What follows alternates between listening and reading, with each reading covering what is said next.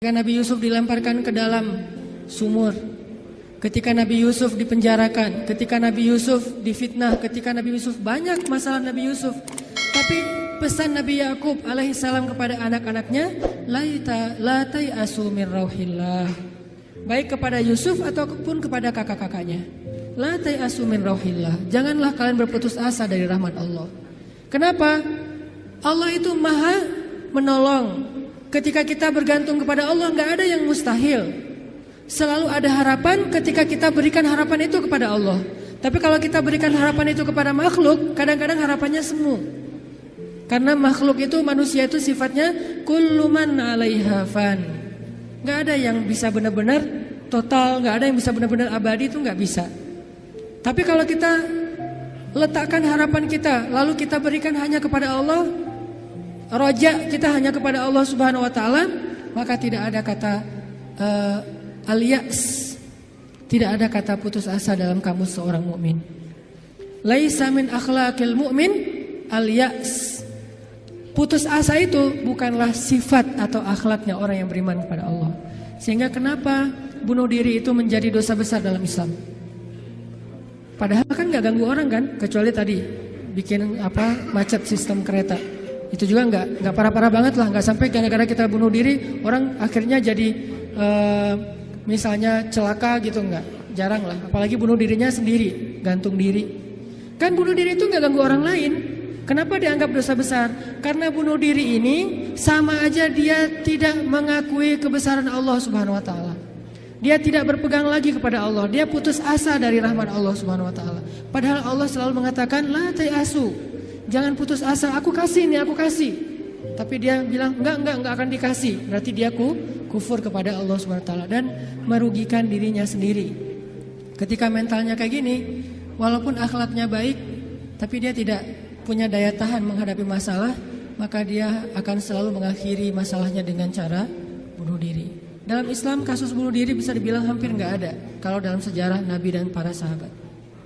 Satu-satunya ada kasus bunuh diri itu bunuh diri dalam peperangan ada. Dia lagi dibacok, lagi bertempur terus dibacok sama musuh, banyak luka, nggak tahan dengan rasa sakit, kena kayak tombak gitu di perutnya, karena nggak kuat dengan rasa sakit, dia tekan lagi tubuhnya ke tombak itu supaya cepat mati. Lalu ketika dia sudah meninggal, orang-orang mengatakan dia itu pemberani, dia itu syahid, dia itu hebat. Kata Nabi tidak, dia di dalam neraka. Lalu para sahabat bertanya, kenapa ya Rasul kok dia masuk neraka? Padahal kita tahu dia meninggalnya dalam fisabilillah. Kata Nabi karena dia nggak bersabar terhadap ujian dari Allah Subhanahu Wa Taala. Sakit, ya udah daripada saya nggak kuat nahan sakit, mending sekalian mati nih. Itulah al-ya's. Dan itu tidak ada dalam kamus orang yang yakin kepada Allah, beriman dan bergantung kepada Allah Subhanahu Wa Taala. Jadi kalau kita mau belajar kepada orang Jepang, ada yang kita bisa belajar banget, yaitu moralnya, kedisiplinannya, kebersihannya. Tapi tetap ada satu hal yang fatal yang mereka tidak punya, yaitu Tuhan. Mereka nggak percaya kepada Tuhan. Kalaupun ada agama, kata teman-teman di sana, lahirnya sebagai orang agama Shinto kalau nggak salah, terus nikahnya sebagai agama Katolik kalau nggak Protestan, matinya sebagai agama Buddha.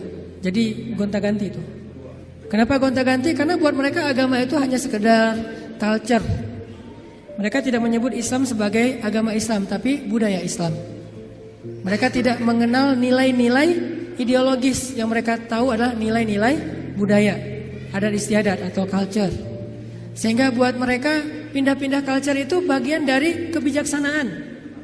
Kayak kita misalnya, saya nih orang Aceh. Ketika saya berada di Sunda, di mana bumi dipijak, di situ langit dijunjung. Itu kan wise kan? Ketika kita menghargai budaya tempat kita tinggal, keramahan keramahan lokal atau apa gitu. Nah ini kan apa?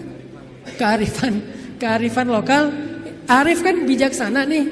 Nah karena mereka menganggap agama itu hanya sekedar culture, maka arif menurut mereka itu ketika kita bisa beradaptasi dengan semua momen-momen culture itu. Masa-masanya Valentine, mereka jadi orang Kristen. Masa-masanya hari tertentu, misalnya hari besar Cina, misalnya mereka jadi orang Buddha. Masa-masa tertentu mereka jadi orang Shinto dan segala macam. Yang nggak ada menjadi orang Muslim. Jadi karena nggak bisa dimix nih, satu-satunya yang nggak bisa dimix menurut mereka cuma culture Islam. Yang lain bisa dimix, culture Islam nggak bisa dimix sama mereka, sehingga nggak bersentuhan langsung. Ini artinya mereka melihat semua itu hanya sekedar moralitas, bukan sebuah nilai ideologis yang menguatkan mental, bukan. Sekedar moralitas. Culture Islam moralitas, culture yang agama-agama lain yang kita sebut itu moralitas, termasuk culture Jepang itu adalah moralitas. Tapi mentalnya lemah, sehingga ketika mereka punya masalah di dalam dirinya, mereka nggak punya pertahanan sama sekali. Sedangkan kita melihat ad-din, melihat Islam adalah sebuah nilai yang membangun mentalitas kita. Hanya ke akhir-akhir ini kita cenderung melihat Islam itu hanya sebagai undang-undang, sebagai syariat, sehingga orang takut sama Islam. Seolah-olah kalau kita mau menegakkan Islam, yang kepikiran itu cuma kisos, yang kepikiran itu cuma cambuk. Padahal Nabi menerapkan itu juga akhir-akhir setelah mentalitasnya udah mantep nih. Setelah pemahaman agamanya udah komprehensif, setelah diedukasi, baru kemudian penutupnya adalah menyempurnakan keadilan dengan cara menegakkan hukum. Kalau ada orang yang bilang misalnya, ngapain sih Tuhan katanya pengasih tapi kok menciptakan neraka? Sebetulnya jawabannya logis banget dan sederhana kan? Karena tanpa ada surga neraka tidak ada keadilan. Kemana larinya orang-orang yang berbuat jahat dan zalim kalau tidak ada neraka? Maka kalau semuanya masuk surga, yang zalim sama yang terzalimi, lalu di mana keadilan? Kalau gitu kita mending jadi orang jahat aja, toh masuk surga juga kan? Mending kita ambil aja hak orang lain, toh nanti di akhirat juga tetap masuk surga. Kalau gitu di mana ada keadilan? Keadilan Allah itu justru menciptakan surga dan neraka. Cuman pintu surga lebih banyak daripada pintu neraka. Dan Allah selalu memberikan peluang untuk selamat dari api neraka dengan cara mengampuni dosa. Allah Maha Adil.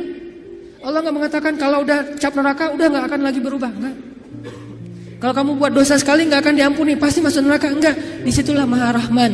Selain Allah adil, Allah juga Rahim, Rahman, Rauf, apalagi banyak sifat-sifat Halim. Allah menciptakan keadilan dengan adanya surga, adanya neraka. Tetapi Allah selain adil, Allah juga Maha Pengasih. Dengan apa? Kalau ada yang berbuat dosa, gak langsung dihukum sama Allah. Kita sering buat dosa, emangnya langsung dihukum? Enggak. Kadang-kadang memang Allah langsung negur, tapi bukan hukuman. Karena kalau dihukum harusnya lebih dari itu. Kalau ditegur, karena kadang-kadang kita gak sadar dengan cara-cara yang baik. Allah kasih sedikit, ada cemeti sedikit, biar kita dicambuk sedikit, ditoel dikit ya. Biar kita sadar. Supaya apa biar kita sadar? Biar dengan kesadaran itu kita menjadi lebih baik, lebih bermanfaat, lebih berkualitas hidupnya. Allah gak langsung menghukum kita. Kalau Allah mau menghukum kita dengan dosa kita, kayaknya kita gak ada yang berada di sini sekarang nih. Udah celaka dari dulu-dulu juga. Sekali kita minum, sekali kita narkoba, sekali kita berzina, sekali kita membunuh, sekali kita mengambil hak orang lain, udah langsung celaka. Kenapa masih bisa hidup? Kenapa masih bisa berada di masjid? Dan ini keistimewaan yang Allah kasih kepada kita. Orang yang sering nyakitin Allah masih diundang ke rumah Allah. Kan Allah baik banget tuh. Coba kita, ada yang sering nyakitin kita, mau diundang ke rumah kita? Dia telepon aja kita reject terus, kalau perlu di blok, gak bisa nelpon lagi, unfollow segala macam, left group. Allah kita sakitin berkali-kali, kita cuekin, kita selingkuhin dalam bahasa kita mah ya. Gimana selingkuhin? Selingkuhin akidah. Kita bilang percaya sama Allah, tapi kita jalan sama yang lain. Kita bilang inna sholati wa nusuki wa mahyaya wa mamati lillahi rabbil alamin. Itu kan sama aja kayak seorang cowok bilang ke cewek, aku gak bisa hidup tanpa kamu. Iya kamu, kan gitu. Inna sholati wa nusuki wa mahyaya wa mamati lillah, iya lillah, gitu kan. Tapi kenyataannya kita merasa seolah-olah Allah gak lihat, kita jalan sama yang lain. Allah tahu? Tahu banget. Kalau perempuan mungkin gak tahu kita jalan sama yang lain. Ketika nanti dia tahu, akhirnya dia shock, panik, dia luar biasa tersakiti. Tapi kalau Allah, setiap kita jalan sama yang lain tuh Allah ngelihat. Kita dekat sama yang lain, ke Allahnya enggak. Lah, yang kasih rezeki kan saya. Kenapa kamu terima kasihnya ke dia? Yang memelihara kamu kan saya. Kenapa kamu baiknya ke dia? Kok saya enggak? Berbuat baik kepada hamba Allah, Allah senang. Tapi kenapa kepada Allah enggak? Ini agak-agak kurang fair nih. Ke makhluk yang enggak berjasa, kita jadi baik. Ke Allah yang maha berjasa, kita cuek. Malah kita menuduh Allah dengan tuduhan-tuduhan yang enggak pantas. Ngerasa Allah enggak penting dalam hidup kita. Kalau Allah enggak sabar, makanya Allah itu sabur. Apa arti sabur? Sabar banget. Allah itu sami. Apa arti sami? Dengar curhat banget lah. Kita pasti nggak kuat dengar curhat teman-teman kita. Bayangin kalau yang curhat ke kita itu ada puluhan orang, kan stres juga tuh setiap hari. Allah dicurhatin miliaran orang setiap hari coba. Bukan miliaran orang, miliaran makhluk, semuanya curhat kepada Allah. Yas'aluhu man fis samawati wal ardh. Semua yang ada di langit dan di bumi curhat kepada Allah. Tapi Allah mendengar semua curhat mereka seolah-olah mereka itu cuma satu orang doang gitu. Dan baru pertama kali curhat, akhirnya Allah mendengarnya tuh sami'un. Betah banget ngedengerin curhatnya. Betah banget Allah dengar curhat kita, nggak pernah. Kan kamu udah kemarin curhat, giliran atau dengan yang lain? Enggak kan? Kita berdoa setiap hari, kan udah kemarin giliran. Soalnya yang berdoa itu banyak loh. Kita di DM aja, di japri aja kadang-kadang bete juga nih kalau udah dijawab sekali terus nanya lagi karena banyak banget yang bertanya. Kan agak capek tuh makhluk. Makanya kita nggak disebut sami'un, tapi kita sami'un. Allah sami'un, kita sami'un. Apa bedanya? Kalau sami'un senang mendengar, tapi tetap ada batasnya. Kalau sami'un pendengar banget, betah banget ngedengerin, gak ada batasnya. Gak pernah Allah capek mendengar curhat kita. Lagian kadang-kadang kita yang dicurhatin ke Allah itu masalahnya itu juga belum selesai. Allah gak pernah bilang belum selesai juga masalah yang kemarin. Gak pernah Allah ngomong gitu. Kayak berlarut-larut kamu teh masalah gak beres-beres. Allah gak pernah ngomong kayak gitu kan. Tetap aja hambaku ada apa, Allah mendengar. Dan bukan cuma mendengar, Allah yang ngedatangin kita ke langit dunia setiap sepertiga malam. Terus Allah bertanya, hal min dihajah, ada nggak di antara hambaku yang butuh sesuatu? Sini. Hal min taib, adakah di antara hambaku yang pengen taubat? Sini aku terima taubatnya. Hal min mustaghfir, adakah di antara hambaku yang pengen minta ampun? Sini aku ampuni dosanya. Allah datangin kita, Allah nawarin jasa kepada kita. Masih kita bilang juga Allah nggak berjasa dalam hidup kita? Masih kita bilang kita nggak butuh Allah Subhanahu Wa Taala? Fabi ayyi ala'i rabbikuma tukadziban. Jadi teman-teman, ada orang kadang dalam kehidupan kita itu berjasa banget sampai kita nggak bisa ngelupain dia. Salah satunya dalam hidup saya misalnya yang paling berjasa itu ibu nomor satu pastinya ya. Kedua istri. Orangnya ada soalnya di sini. Ibu, istri. Kalau selain keluarga, oke, itu keluarga. Selain keluarga, siapa yang paling berjasa? Dalam hidup saya itu salah satu yang cukup banyak ngebantu saya itu adalah salah satunya nih. Ada saudara saya, Ustadz Muhtarom namanya, dosen Unpad, tinggal di Antapani. Beliau yang pertama banget nampung saya ketika saya baru hijrah ke Bandung. Ketika saya nggak tahu tinggal di mana, nggak punya rumah kontrakan, ngontrak juga nggak bisa. Beliau nampung saya tinggal di rumah beliau beberapa lama di Antapani. Beliau kenalin saya dengan ibu-ibu Masjid Salim. Nih dari Mesir nih, mau nggak dengerin ceramahnya? Enak loh, padahal saya juga masih bingung ceramahnya gimana ya. Nggak pernah ceramah, sekali-kali ceramah yang kebalik kan Allah Shallallahu Alaihi Wasallam, Rasulullah Subhanahu Wa Taala. Sekali-kalinya ceramah kebalik saking nervousnya. Disuruh ceramah sama Ustadz Muhtaram, nih ceramah. Akhirnya ibu-ibu ngundang-undang saya awal-awal dikenalin di Bandung. Berjasa banget, sehingga kalau misalnya beliau miss call, nggak keangkat sama saya, langsung saya telepon balik. Kalau beliau SMS, langsung saya read, langsung typing, langsung bales. Kenapa? Karena saya merasa beliau berjasa dalam hidup saya. Adakah yang lebih berjasa dalam hidup kita daripada Allah Subhanahu Wa Taala? Toh beliau juga hamba Allah. Allah yang mengirim beliau untuk saya. Allah yang mengirim ibunda untuk saya. Allah yang mengirim istri saya untuk saya. Kalau Allah nggak kirim istri saya buat saya, nggak mungkin saya bisa nikah sama dia. Kan saya sering cerita, saya bukan tipe dia banget. 4 pantangan pada diri dia tuh ada di saya. Ya Allah, jangan itu, jangan itu, jangan itu, jangan itu ada di saya semuanya. Coba kalau Allah nggak membolak-balikan hati dia, mana mungkin saya nikah sama dia kan? Kayak mustahil gitu, karena bukan tipe dia banget. Ya Allah, jangan yang orang Sumatera, jangan brewokan, jangan yang dop. Udah dop, brewokan pula. Jangan anak pesantren, karena mungkin beda kebiasaannya, terlalu soleh kali menurut dia gitu ya. 4-4-nya ada pada diri saya, terutama yang dop dan Sumatera nih. Orang Sumatera kuliah di Mesir, dan Mesir mah Sumateranya Arab. Arab itu kayak kita, ada Sundanya, ada Jawanya, ada Betawinya, ada Sumateranya. Mesir itu Sumateranya Arab. Di Mesir tuh nggak ada cerita kita nungguin bus di halte tuh nggak ada. Yang ada ngejar bus. Bus tuh nggak pernah berhenti untuk ngangkut penumpang, nggak ada tuh. Bus ngelihat kita lagi nungguin malah dia iseng, makin dicepetin. Akhirnya kita kejar. Wah, cowboy banget lah kehidupan di Mesir mah. Dia cuma berhenti kalau yang nungguin itu ibu-ibu. Kenapa? Karena ibu-ibu di Mesir itu raja. Nggak ada yang berani sama ibu-ibu. Benar-benar queen tuh kalau ibu-ibu teh. Di Mesir ibu-ibu belanja nih ya. Mang, apa bahasa Arabnya? Gitulah pokoknya. Mang, itu saya pengen ikan gitu ya. Oh iya ya. Pas diambil ternyata ikannya matanya agak-agak merah gitu, mungkin agak-agak lama di freezer. Akhirnya bilang, "Ini kenapa nih ikan matanya merah? Begadang ya?" Nggak jadi deh, malah saya mau ikan yang suka begadang, cari yang lain. Ganti lagi yang lain. Udang aja, udang baunya nggak enak, ganti lagi. Berkali-kali gonta-ganti. Itu yang dagang ikan itu nggak boleh marah. Kenapa? Yang ngomong seorang perempuan. Dan di Mesir itu perempuan sangat dihormati. Nggak boleh berdebat dengan perempuan, aib. Debat dengan cewek itu aib. Kalau dimarahin cewek itu aib. Mending kita menghindar aja deh. Kalau kita naik bus, duduk nih, ibu-ibu naik harus berdiri. Kalau nggak berdiri itu dianggap aib, satu bus semuanya aib. Kalian laki-laki atau apa kalian teh? Ada perempuan masuk ke bus, kalian pada duduk cuek itu, malu-maluin kalau di Mesir. Sehingga kalau ada ibu-ibu naik ke dalam bus nih, cowok-cowok semuanya berdiri siap. Silakan pilih kursi yang mana aja. Ibu-ibu boleh memilih. Kalau di kita kan laki-laki memilih, enggak, salah.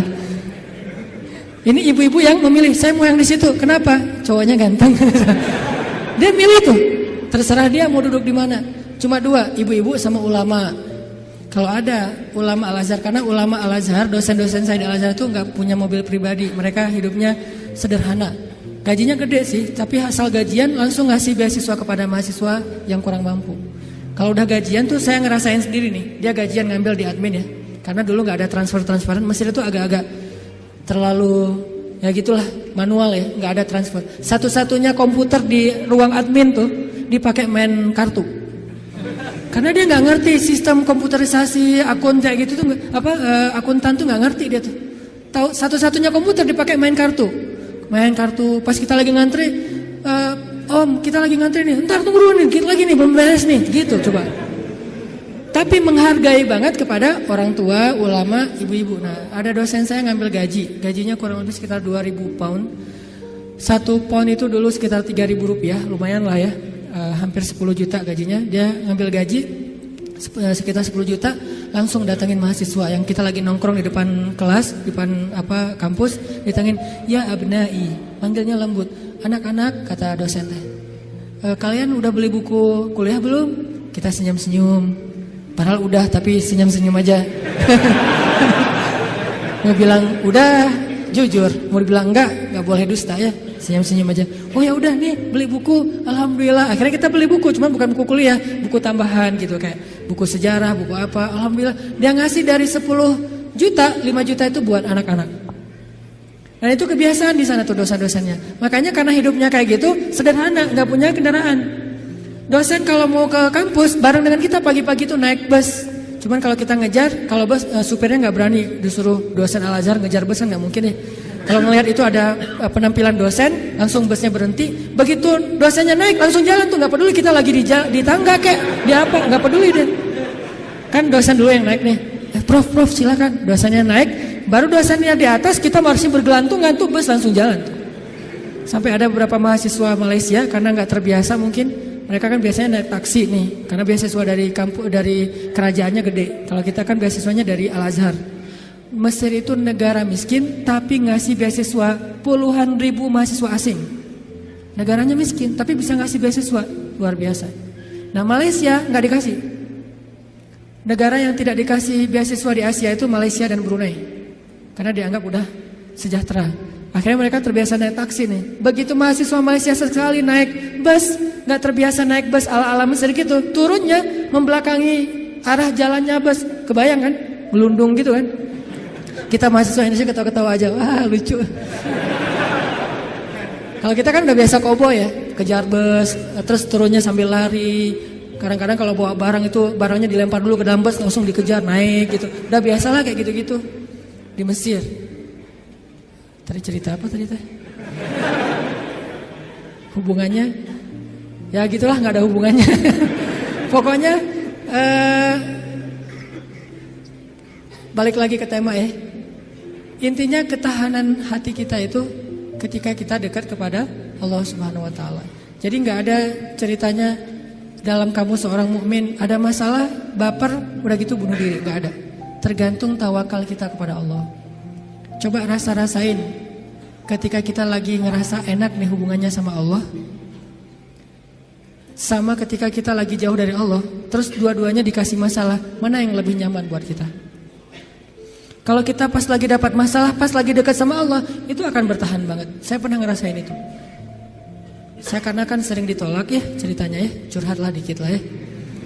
Kalau ditolaknya lagi jauh dari Allah, itu baper. Tawaf Sungai Nil kan, mau loncat, aduh dalam takut ada apa kuda Nil gitu, nggak loncat, buat apa lagi hidup kalau kayak gini ya. Kenapa kayak gitu? Lemah gara-gara jauh dari Allah. Kalau ditolak pas lagi dekat sama Allah, nggak apa-apa, yang penting jangan ditolak sama Allah kan gitu. Ditolak, ya Allah pasti engkau mau ganti yang lebih keren ya. Husnuzon kan, aku tergantung prasangka hambaku. Ya udah bertahan. Orang makin dekat sama Allah makin tough, makin bisa survive dalam menghadapi masalah. Makin tuh. Kenapa? Karena survive seseorang dalam menghadapi masalah itu bukan soal dia punya uang atau enggak, dia punya teman atau enggak, dia sehat apa enggak. Soal mentalnya, hatinya kuat enggak menghadapi masalah. Baru dia bisa tough dan survive. Ada orang yang secara fasilitas hidup udah nyaman, kenapa masih bunuh diri? Termasuk tadi tuh, di Jepang itu kan jaminan sosial tinggi banget ya, luar biasa ya. Sampai ada teman saya, bukan hanya berlaku untuk warga Jepang, untuk warga asing yang kerja di Jepang tetap dapat jaminan sosial karena pajaknya tinggi. Ada teman saya yang ngelahirin, setelah dia nikah, hamil, lahir, itu anak biaya ngelahirinnya ditanggung pemerintah, terus ibunya boleh cuti selama 6 bulan, tapi tetap dapat gaji full setiap bulan. Cuti 6 bulan, gaji fullnya setiap bulan, ditambah lagi dengan bonus karena udah punya anak. Dikasih bonus, jadi punya anak dikasih bonus. Makanya di sana tuh kayaknya orang menikah itu semangat ya, nggak pengen istiqomah jomblo lah ya. Karena jomblo nggak ada bonus di sana. Begitu nikah dapat bonus, begitu punya anak dapat bonus. Tapi ada batasannya, anak nggak boleh banyak-banyak juga. Makin nambah anak, makin nambah pajak.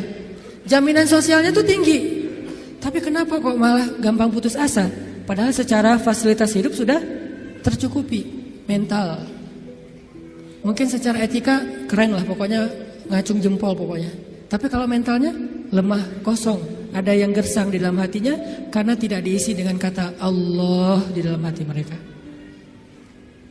Di satu sisi kita perlu belajar kepada mereka, di sisi yang lain mereka perlu belajar kepada mukmin. Salah satunya mukmin di Indonesia. Ketika kita jauh dari Allah, mulai naik tingkat kriminal, mulai naik tingkat bunuh diri, mulai banyak orang yang putus asa, mulai banyak orang yang mengeluh, terjadilah krisis sosial. Itu ketika jauh dari Allah. Sejak kapan dalam persepsi kita miskin itu masalah? Di zaman Nabi miskin itu bukan masalah.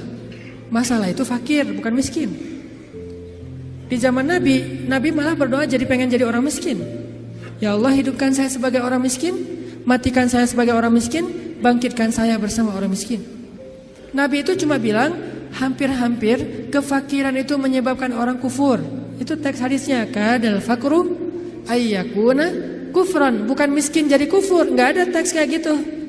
Terjemahan kita yang keliru. Orang miskin itu dekat dengan kekufuran. Nggak ada teks hadis kayak gitu. Yang ada fakir dekat dengan kekufuran. Terus apa bedanya miskin dengan fakir? Miskin itu kurang harta, kalau fakir itu kurang syukur. Makanya Nabi dalam konteks miskin malah berdoa pengen jadi orang miskin supaya hisabnya gampang. Tapi kalau dalam konteks fakir, Nabi malah bertauz, Allahumma inni a'udzubika minal fakri. Ya Allah, aku berlindung kepadamu dari kefakiran. Maksud kefakiran di dalam doa Nabi itu bukan kurang harta, tapi kurang syukur, kurang qanaah dengan apa yang diberikan Allah Subhanahu wa taala. Mental. Makanya salah satu misi Allah menurunkan Islam, mengutus Nabi Muhammad SAW itu adalah membangun mentalitas manusia yang kita sebut dengan mukmin muslim. Mentalnya yang dibangun, sehingga dengan mental itu lahirlah kebaikan-kebaikan yang sifatnya moral, kebaikan yang sifatnya akhlak, kebaikan yang sifatnya ritual, ibadah. Tapi semuanya berawal dari mental, termasuk sabar mental. Yang menyebabkan seseorang gak gampang panik mentalnya, dan mental itu tergantung keyakinan dia kepada Allah Subhanahu wa taala. Masih ingat kisah Nabi ditodong senjata? Nabi lagi di rest area, lagi duduk. Cuman waktu itu gak ada yang jual tahu Sumedang ya. Lagi duduk nih di rest area, istirahat sebentar lah, perjalanannya cukup macet. Ada kren jatuh di kilometer berapa kemarin teh.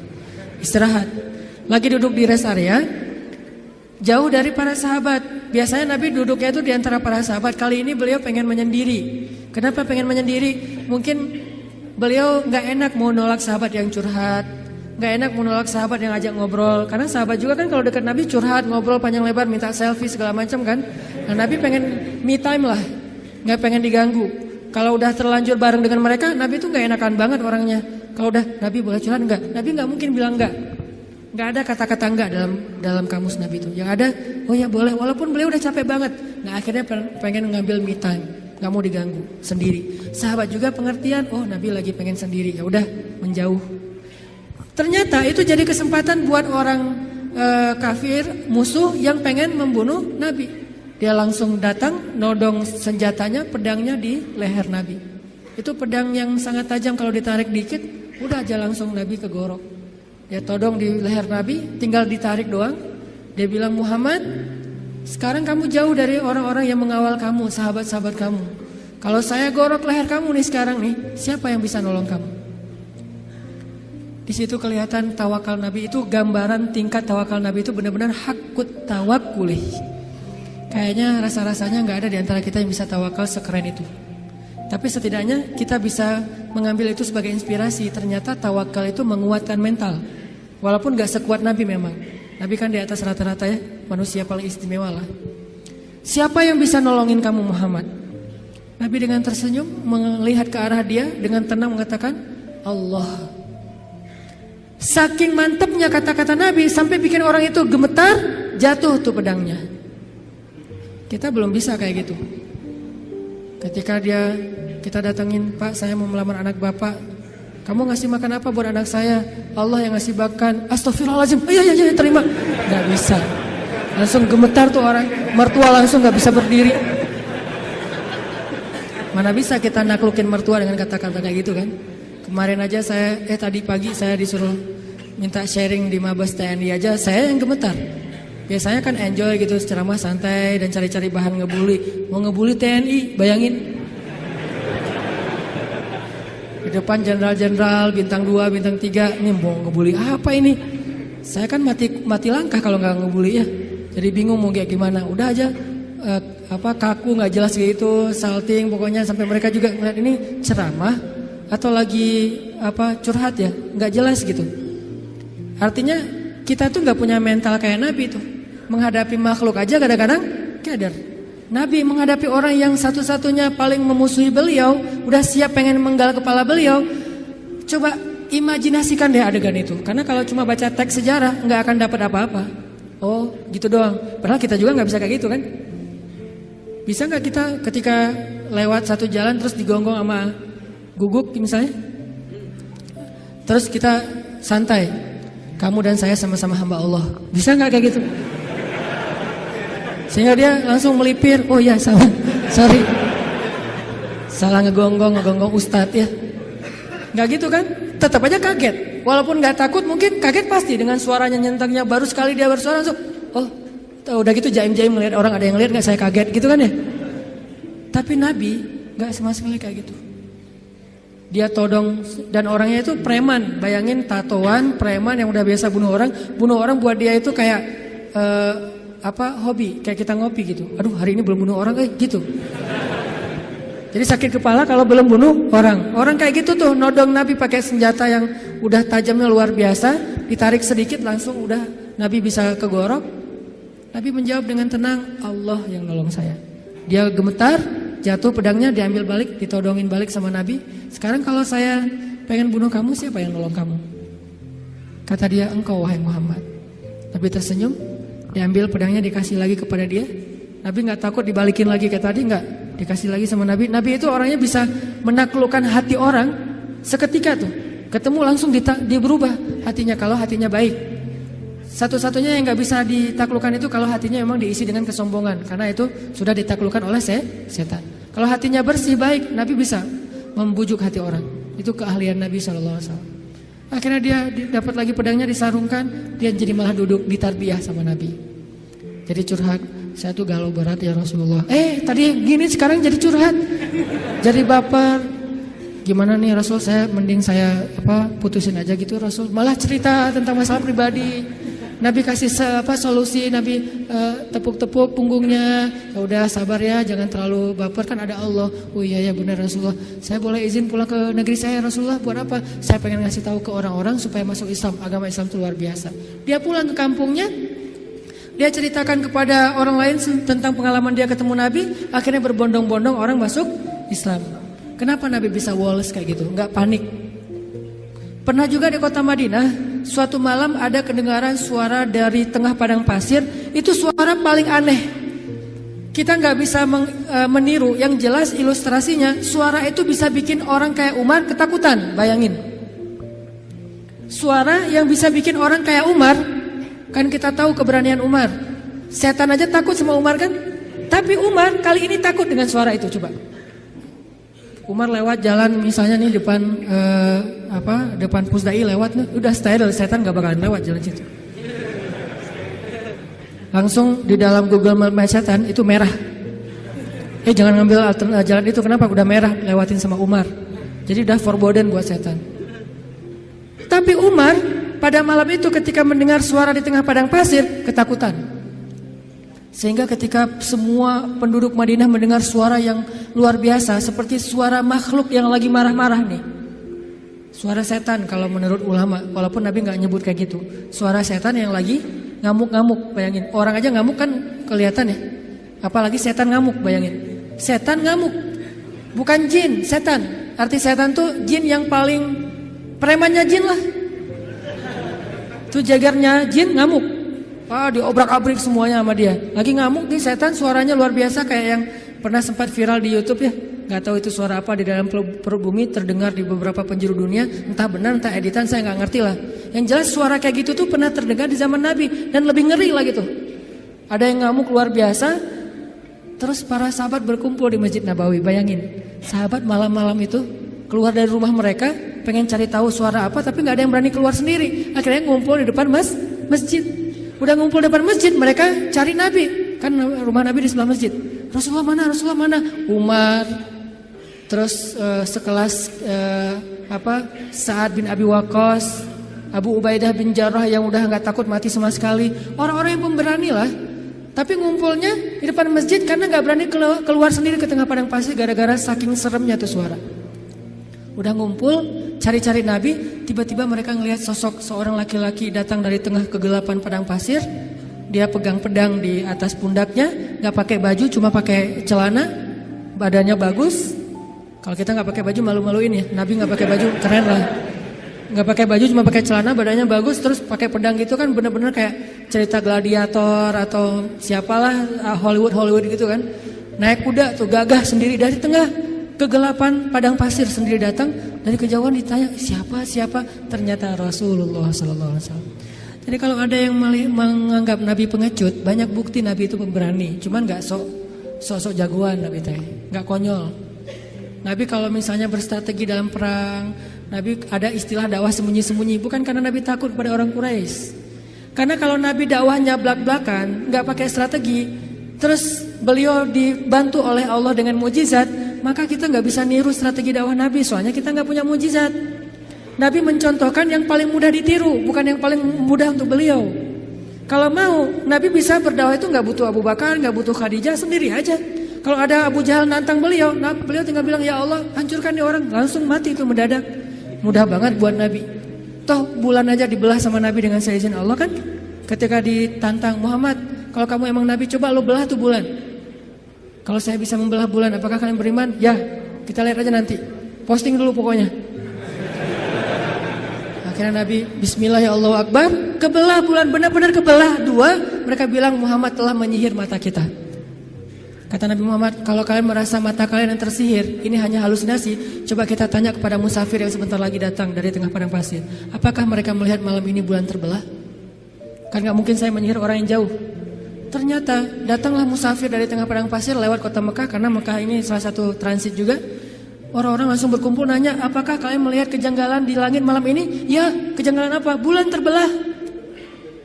Ternyata Muhammad itu adalah Lord of the Ring, bapaknya para penyihir. Bukan kita doang yang disihir, musafir juga disihir. Tetap gak beriman. Nabi itu kalau mau ngandelin mukjizat bisa banget, tapi kita kan gak bisa niru. Makanya Nabi mencontohkan yang paling ringan, dakwah itu sembunyi-sembunyi dulu. Jangan terlalu vulgar. Supaya apa? Supaya umatnya gak celaka dengan mengambil langkah-langkah yang sembrono. Nabi itu paling pemberani, cuman gak pamer. Kalian semuanya apa-apaan? Gua paling pemberani. Gak pernah Nabi gitu. Umar, Ali, ketika ada yang nantang kaum muslimin, padahal Nabi itu kalau mau duel sama dia bisa banget. Tapi kan buat apa yang kayak gitu-gitu? Kan ada tuh Amru bin siapa gitu yang orang kafir tuh, jagoan berpedang dalam perang Khandak, nantang. Hal min mubariz, ada enggak cowok-cowok pemberani di sini yang mau duel sama saya?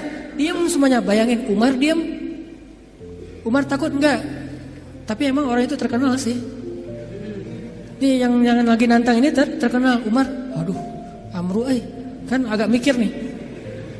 Ternyata siapa yang berdiri? Ali masih muda, umur 20-an tahun lah. Ya Rasulullah, izinkan saya. Nabi itu kalau mau, Ali emang lo doang yang berani, gue juga berani sebetulnya. Enggak, Nabi emang gak kayak gitu, orangnya tawadu. Ali jangan, aku gak tega kalau terjadi apa-apa sama kamu. Akhirnya Ali duduk. Benar-benar gak ada laki-laki di antara kalian, kata Amru. Dia manas-manasin tuh. Ya Rasulullah, mereka menghina kita ya Rasulullah. Postingannya tuh gak enak banget ya Rasul. Izinkan saya Rasulullah untuk report tuh biar di blog sama Instagram. Kata Rasul, jangan Ali, nanti kamu ada apa-apa lagi sama kamu. Saya kan gak tega, sayang banget sama kamu Ali. Duduk lagi. Ali itu sebetulnya udah gergetan. Rasul kok gak izinin sih, saya bisa tuh ngalahin tuh orang. Rasul gak percaya banget sih sama saya gitu-gitu. Sampai 3 kali, wah benar-benar kalian ini gak ada yang keren satupun, gak ada cowok sama sekali di antara kalian. Saya kecewa nih datang ke sini capek-capek, gak ada yang berani duel. Kata Amru. Akhirnya Ali, ya Rasulullah, izinkan saya demi Allah, biar Allah yang akan menunjukkan kebesarannya. Akhirnya Nabi diam, membolehkan Ali berangkat. Wah langsung kata Ali, ya Amru, saya mengajak kamu kepada Islam secara baik-baik. Kata Amru, gak ada urusan saya dengan agama itu. Kalau gitu saya ngajak kamu berduel. Kata Amru, saya gak tega membunuh kamu wahai Ali. Kata Ali, tapi saya tega bunuh kamu. Coba, Ali terkenal kan jagoannya Rasulullah kan. Akhirnya tarung, wah tahu sendiri kekuatan pedang Zulfikarnya Ali. Terkenal lah, legend banget lah pokoknya tuh. Ali itu bisa dibilang salah satu petarung legend dalam Islam. Ali dengan Zulfikarnya. Akhirnya tuh orang terkapar, penggal sama Ali dan mati dalam peperangan itu hal yang wajar. Jadi gak ada urusan HAM-nya mana tuh, hak asasi manusia. Ini perang. Kecuali perangnya di dalam kota, baru ngomongin HAM. Karena Islam itu sangat memperhatikan HAM kalau perangnya di dalam kota. Gak boleh nebang pohon, gak boleh bunuh perempuan, gak boleh menyakiti anak kecil, gak boleh menyakiti orang tua, gak boleh menyakiti orang yang sudah melepaskan senjatanya. Itu etika perang dalam Islam kan. Tapi kalau di medan perang, ya wajar itu laki-laki sama laki-laki, wajar banget itu mah. Sama-sama cowok, sama-sama militer, sama-sama megang senjata, wajar banget. Jadi artinya Rasulullah itu sangat pemberani. Tiba-tiba Nabi datang bawa pedang di atas pundaknya, terus megang kuda, datang gagah banget. Orang-orang pas dari jauh ngeliat siapa, kok pemberani banget. Ternyata Rasulullah SAW. Begitu Nabi datang, tenang semuanya. Nabi itu kayak ayah buat sahabat. Nabi turun dari kudanya, diikat kudanya di kandang kuda di garasi rumah beliau. Udah selesai markirin kuda, Nabi datang ke sahabat. Ya udah ya, udah bubar ya, udah selesai. Kata sahabat, Nabi ada apa sih di luar? Tadi kedengaran suaranya serem banget. Kata Nabi, udah beres. Gitu. Nabi nggak cerita. Saking Nabi bijak. Kan kalau kita mah habis kayak gitu kan ceritanya panjang tuh ya. Wah, gua tadi habis tarung loh sama dia. Kan gitu ya. Nggak bijak banget kita mah. Kalau Nabi bijak, udah beres. Nggak, gua habis tarung. Wah, babak belur lah pokoknya. Dia udah nggak patah kaki, patah tangan. Tadinya tuh dia gaya-gaya nantang gua, nggak tahu siapa Muhammad gitu-gitu kan. Ini anaknya Abdullah, cucunya Ismail, seorang sniper. Ismail kan terkenal sniper ya. Mata Ismail itu turun kepada Nabi Muhammad, mata yang tajam. Salah satu keistimewaan Nabi itu matanya tajam, sehingga beliau itu nggak pernah meleset dari memanah. Cuman kenapa nggak terkenal? Karena Nabi nggak suka manah seseorang yang tidak layak. Nah kita mah cuman manah calon juga nggak kena kan ya? Gagal lagi. Insya Allah nanti saya sharing cara memanah. Nabi itu jagoan memanah, seorang jago main pedang, lomba berkuda pernah beberapa di waktu Nabi masih ABG nih, belum jadi Nabi, sering lomba berkuda kan, sama Hamzah, Nabi sering menang. Jadi jago kuda, jago mana sambil berkuda itu udah biasa buat Nabi. Cemen lah itu mas, kecil, sepele, kayak kita ngemil doang itu mah. Gak ada apa-apanya buat Nabi. Tapi apakah Nabi pamer? Enggak, udah beres. Gak ada Nabi cerita, wah tadi gua berantem tuh sengit banget sampai 10 ronde loh. Gak ada cerita kayak gitu. Ini menunjukkan bahwa keberanian Nabi SAW bukan hanya karena beliau punya fisik yang ideal, tapi karena punya iman yang ideal. Bilal bin Rabah itu fisiknya gak ideal. Bukan masalah warna kulit, tapi dia lemah. Karena warna kulit itu sekarang bukan lagi ukuran keren gak keren. Malah sekarang makin dof tuh kan makin gimana gitu ya.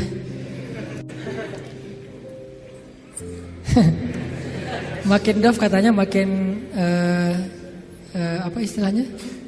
Ya, gak enak nyebutnya dalam masjid. Nah, Bilal itu mungkin dia orang yang kulit hitam. Tapi bukan itu masalah Bilal, fisiknya lemah. Pernah tarung sama Wahsy, sama-sama dari budak Habasyah. Itu gak perlu 1 ronde, setengah ronde juga selesai. Sekali dorong Bilal jatuh langsung gak berdaya. Saking lemahnya Bilal. Terkenal fisik Bilal itu lemah. Ada yang lebih lemah daripada Bilal, siapa? Abdullah bin Mas'ud. Sampai dijuluki kaki burung belibis.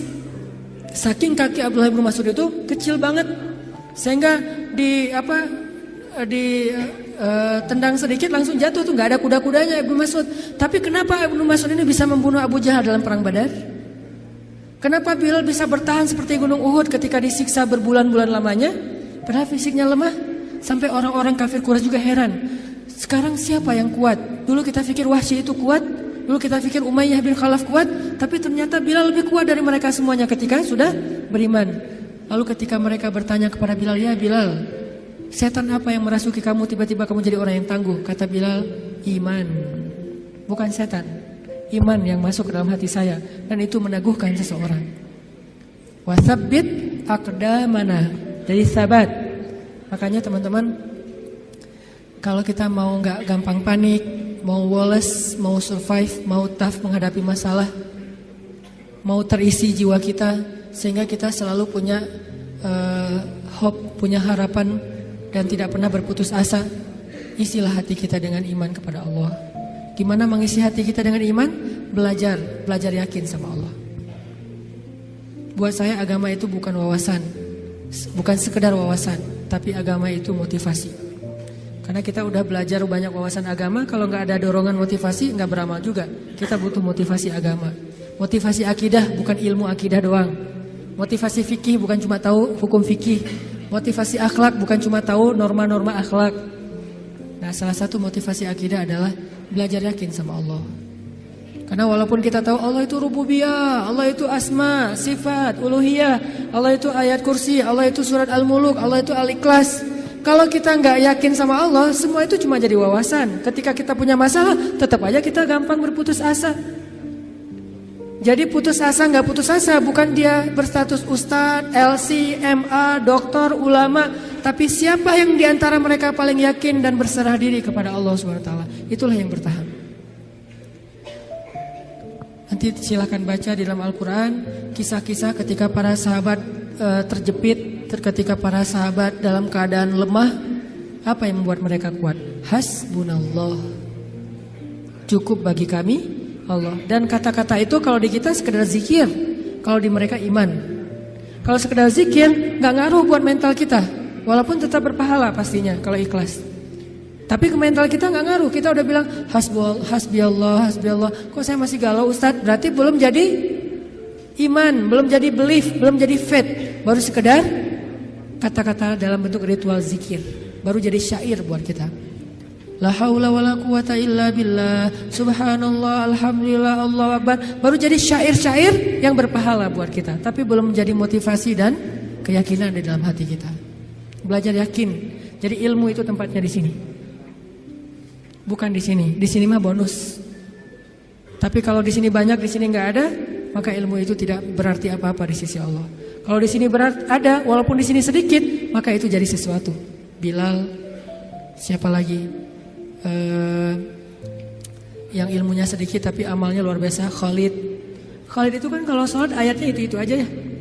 Asal sholat Al-Ikhlas, asal sholat Al-Ikhlas. Kita banget lah pokoknya. Jadi ada teladan nih. Kenapa lo ikhlas terus kayak Khalid? Khalid itu kalau sholat ayatnya ayat-ayat pendek gitu. Sampai orang komplain, kan dia sebagai amir ya, sebagai komandan militer, begitu sholat di lapangan, di tempat peperangan, dia ngimamin sholat. Orang udah bisa nebak, lihat aja ya, pasti kalau nggak Al-Ikhlas, Al-Falaq, An-Nas. Kayak kita banget lah pokoknya, Al-Ikhlas, Al-Falaq, An-Nas. Dan itu udah otomatis, nggak sengaja lagi, udah kayak gitu, emang udah ngalir. Satu paket, sholat pasti itu. Sampai orang komplain, Khalid, kangen sekali-kali ganti ayat yang lain. Sekali-kali ayatnya yang panjang gitu biar kita lebih semangat. Kata Khalid, maaf ya hafalan saya cuma segitu-segitunya. Soalnya saya sibuk dengan tugas-tugas militer, jadi gak sempat ngafal Quran. Kalau kita tugas militer enggak, hafal juga enggak ya. Kalau Khalid karena sibuk dengan tugas militer, dia sebagai jenderal bintang 4 yang tugas ekspansi militernya tuh banyak banget. Merintis dari awal sampai ke Irak, ke Yaman, ke Suriah, kemana-mana lah. Akhirnya gak sempat ngafal Quran secara konsen kayak Ibnu Mas'ud, Ibnu Abbas. Maaf ya gitu. Tapi tetap amalnya banyak walaupun hafalannya sedikit. Kenapa? Karena ilmu buat mereka tempatnya bukan di dalam wawasan kepala, tetapi keyakinan di dalam hati. Belajar iman. Belajar yakin kepada Allah. Sehingga kita tetap respect kepada orang-orang Jepang dalam urusan moralitas, tapi kadang kita merasa kasihan kepada mereka. Moralitasnya udah sempurna, tapi kenapa mereka bisa baik kepada makhluk, gak bisa baik kepada Khalik yang udah ngasih semua kebaikan itu untuk mereka? Agak-agak kurang fair nih. Kurang kayaknya ada yang klise. Ke manusia baik, ke alam baik, tapi ke pencipta manusia dan alam gak diakui gitu. Ini kan agak klise ya. Nah ini kita agak kasihan. Nah alhamdulillah teman-teman Indonesia di sana tuh giat banget melakukan dakwah sehingga banyak banget orang Jepang yang udah masuk Islam. Ketika dia masuk Islam dia sadar, oh ternyata emang ini yang dibutuhkan bangsa Jepang selama ini. Yang lain udah keren lah, tapi ini masih kurang nih. Mereka sendiri yang testimoni yang nggak dipunyai oleh bangsa Jepang itu adalah Islam. Kalau punya Islam sempurna, udah nggak ada lagi yang perlu dikritisi, udah nggak ada lagi yang perlu dicari-cari celahnya, udah ideal banget. Tapi itulah makhluk. Tidak ada yang sempurna, sehingga tugas kita bukan menjudge, bukan menghakimi, bukan menjelek-jelekan, bukan mengeneralisir. Tugas kita adalah saling mengisi. Di satu sisi kita respect dengan moralitas orang Jepang, di sisi yang lain kita tetap yakin tanpa iman semua itu tidak akan pernah benar-benar hakiki. Ibarat casingnya bagus, tapi nggak ada software apa-apa di dalamnya, jadi nggak bisa terlalu optimal dipakai juga. Itulah kita. Mudah-mudahan kita belajar juga kepada bangsa-bangsa yang udah modern tapi mereka disiplin walaupun mereka nggak tahu teks-teks agama, supaya nggak jadi bumerang buat agama kita teman-teman. Kalau selama ini mungkin banyak yang ngelihat Islam itu sesuatu dengan sebelah mata, bukan Islamnya yang remeh, bukan Islamnya yang nggak sempurna, yang nggak ideal. Kita yang belum menunjukkan idealnya Islam kepada manusia. Bisa jadi yang menjelek-jelekan Islam itu bukan orang di luar Islam, kita sendiri tanpa kita sadari. Gimana caranya menjelekkan Islam? Kita mungkin gak menghina Islam, gak menghina Al-Quran, gak menghina hadis, tapi akhlak kita yang gak sabar, sama saja seperti kita menampilkan wajah Islam yang tidak ideal, yaitu wajah kita atau akhlak kita. Ketika kita memakai baju Islam, di situ ada tanggung jawab besar. Kita harus tunjukkan Islam yang indah, Islam yang ideal kepada semua manusia. Saya juga kadang-kadang sedih ngelihat Arab Saudi terutama, karena di situ pusatnya Islam kan. Ketika kita udah sering ke luar negeri, ke Jepang, ke Korea, ke Singapura, kemana-mana gitu yang teratur, pergi ke negeri pusatnya Islam, baru juga sampai di bandara, baru di imigrasi, itu kita udah kayak jomplang banget gitu. Di Singapura imigrasinya, kalau misalnya kita bawa bayi, dikasih jalur khusus bagi yang bawa bayi, biar cepet, nggak perlu ngantri. Terus kalau misalnya kita salah ngantri dikasih tahu, udah ada yang petugasnya senyum ngasih tahu, dikasih form supaya kita ngisi sambil jalan. Di Jeddah kita udah ngantri, mereka ngobrol sambil minum teh. Ngobrol berdua. Ya kita ngantri nih. Kalau kita agak protes sedikit, Pak, saya udah ngantri tadi, dia marah-marah kepada kita. Ini kasihan, bukan Islamnya ya, orangnya yang tidak bisa menunjukkan betapa indahnya Islam. Nabi nggak pernah nyontohin kayak gitu loh. Karena sifat Nabi itu rafah banget. Gak usah orang ngantri, Orang baru ngelihat ke Nabi aja, Nabi langsung senyum. Berarti mereka telah meninggalkan sunnah Nabi ketika mereka mengangkat slogan-slogan sunnah, tapi mereka tidak menjalankan sunnah itu dengan lebih luas. Padahal sunnah Nabi, teladan Nabi salah satunya adalah dalam urusan akhlak yang luar biasa. Jadi kita kayak mempermalukan Nabi tuh. Ngakunya saya teman dekat dia loh, tapi gara-gara akhlak kita nggak benar, tercoreng juga nama dia. Saya anaknya Bapak Fulan, gara-gara akhlak kita nggak benar, nama orang tua kita tercoreng. Kita mengaku umat Nabi, begitu kita nggak sabar, nggak menunjukkan akhlak yang disiplin, bersih, baik, woles, kita seperti mencoreng wajah Nabi yang kita cintai. Kita mencoreng wajah Islam yang kita yakini. Yang lebih berat lagi, kita mencoreng wajah Allah yang maha sempurna, karena kita tidak menjalankan ajaran Allah yang sudah ideal ini. Jadi teman-teman, jangan sampai lagi terjadi kesalahpahaman terhadap agama, terhadap Islam, terhadap Allah. Mungkin bukan salah dia secara murni, tapi karena ngelihat realitas daily dari Muslim dan Jepang. Bukan konsep Islam dan konsep agama Shinto, bukan. Antara Muslim dengan orang Jepang. Ya, kita introspeksi diri. Berarti kita harus memperbaiki diri lebih lagi dari sekarang, sehingga suatu saat orang akan melihat Islam itu bukan teori, tapi yang didisplay dari Islam itu akhlak. Teori itu main course, tapi appetizernya akhlak. Begitu datang langsung dihidangkan appetizer yang nikmat gitu, akhlak, buah, langsung dikasih jus gitu. Sementara kita appetizernya bukan akhlak, main course. Datang-datang langsung nasi goreng, lada gitu ya. Kan orang kaget ya. Kasih dulu akhlak supaya oh enak ya, buahnya tuh segar gitu, buahnya tuh manis. Udah selesai appetizer dengan buah-buahan, kasih main course, fikih, ibadah dan segala macam. Nanti closingnya, dessertnya kasih akhirat, kebesaran Allah Subhanahu Wa Taala, ideal. Nah ini tugas kita semuanya sebagai Muslim, sebagai anak muda, sebagai bangsa Indonesia. Semua tanggung jawab itu ada di pundak kita, bukan hanya di pundak ustadz, bukan hanya di pundak ulama. Siap insya Allah? Mudah-mudahan ke depan orang memeluk Islam karena takjub dan respek. Karena tanpa itu sulit bagi kita juga berdakwah. Nanti malah jadi bumerang ya. Kalian ngajarin Islam, tapi akhlak orang Islam tuh gimana katanya. Walaupun Islam tetap ideal, akhlak muslimnya aja yang mungkin perlu diperbaiki. Itu aja teman-teman. Banyak kesimpulan yang bisa kita ambil. Sederhananya adalah yuk belajar lebih yakin kepada Allah, supaya fisik kita lebih baik, hati kita juga lebih baik. Sehingga kalau luar dalamnya udah sama, zahir dan batin, sirah dan sarirah, insyaallah kita menjadi seorang muslim yang kafah, muslim yang ideal. Allahumma ighfir lana dzunubana wa liwalidayna warhamhuma kama rabbayana shighara. Ya Allah, ampunkan dosa-dosa kami ya Allah, yang mungkin gara-gara ketidaksabaran kami, gara-gara akhlak kami yang belum sempurna, kami secara tidak sengaja telah mencoreng kemuliaan Engkau ya Allah.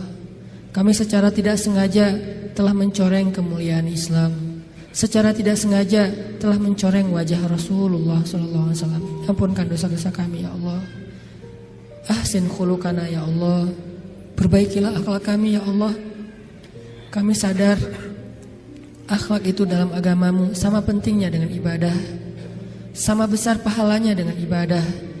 Bahkan terkadang di sisimu akhlak lebih utama daripada ibadah-ibadah sunnah. Ajarkan kami akhlak Nabi Muhammad SAW. Ajarkan kami akhlak yang elegan, akhlak yang ideal, akhlak yang rahmah, akhlak yang menjadi penyejuk bagi orang-orang di sekitar kami ya Allah. Ya Allah ya Rahman ya Rahim, kami tahu hanya agama Islam yang paling sempurna dan ideal. Ajarkan kepada kami keidealan Islam ya Allah. Jangan biarkan kami salah faham tentang agama kami ini ya Allah, sehingga kami mengambil sebagian tetapi mencampakkan sebagian yang lain. Kami mengambil sesuatu yang sebetulnya mungkin hanya untuk pribadi kami, tapi kami tampakkan kepada orang lain, sehingga kami menjadi orang-orang yang memaksakan kehendak, sedangkan agama tidak mengajarkan hal itu kepada kami.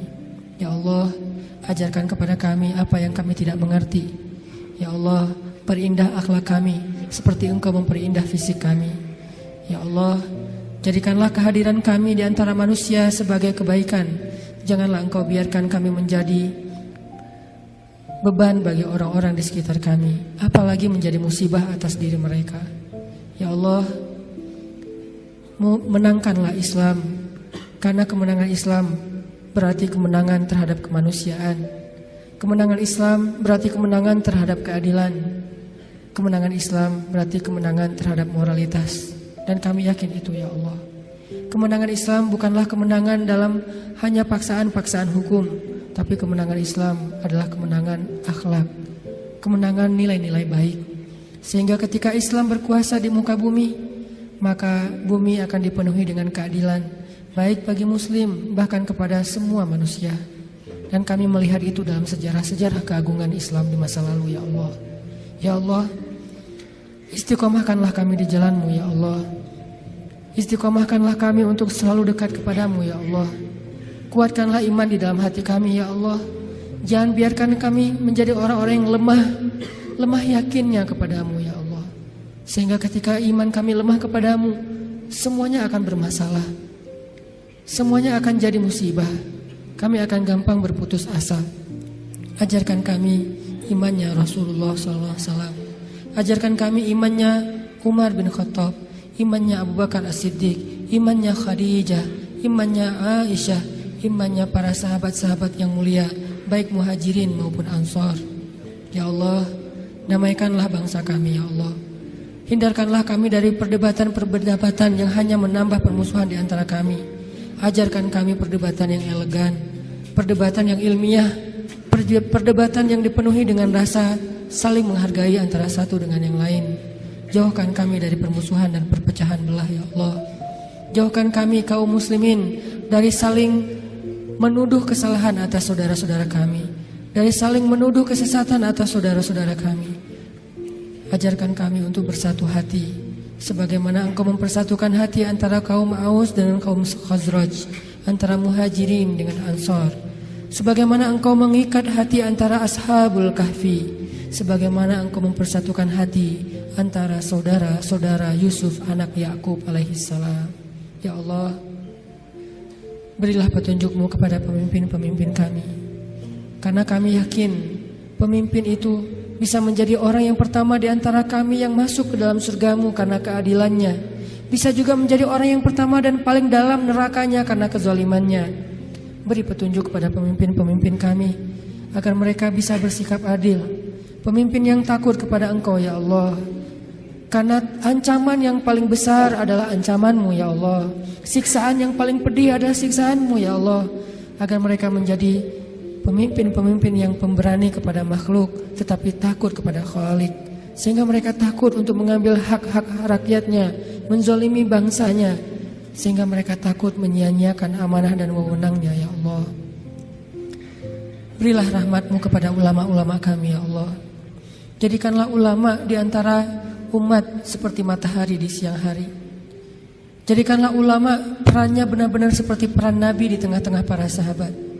Karena kami pernah mendengar ya Allah, Nabi bersabda, al-ulama warathatul anbiya, ulama itu adalah pewaris Nabi. Maka siapa yang menyakiti ulama sama saja dengan menyakiti Nabi. Siapa yang membantah ulama sama dengan membantah Nabi. Siapa yang menjelek-jelekan ulama, memfitnah ulama sama dengan memfitnah Nabi. Dan tidak ada yang menyakiti Nabi kecuali orang-orang munafik ya Allah. Lindungilah kami dari sifat kemunafikan. Jangan sampai kami berselisih dengan para ulama kami ya Allah. Karena itu adalah dosa besar bagi kami. Engkau akan murka kepada seorang anak yang durhaka kepada ayah dan ibunya. Begitu juga Engkau murka kepada seorang umat yang durhaka berbantah-bantahan kepada ulamanya. Ya Allah, ajarkan kami menjadi suami yang teladan bagi istri dan anak-anak kami, teladan yang baik. Ajarkan kami menjadi istri yang taat kepada suami, menjadi penyejuk bagi hati suami-suami kami ya Allah. Sebagaimana Khadijah, sebagaimana Aisyah menjadi penyejuk hati bagi Rasulullah SAW. Ajarkan kami menjadi seorang suami yang penyabar, seperti sabarnya Rasulullah, seperti sabarnya Umar, seperti sabarnya Ali bin Abi Thalib radhiyallahu anhum ajma'in. Ya Allah, berkahilah negeri kami, bantulah dakwah kami.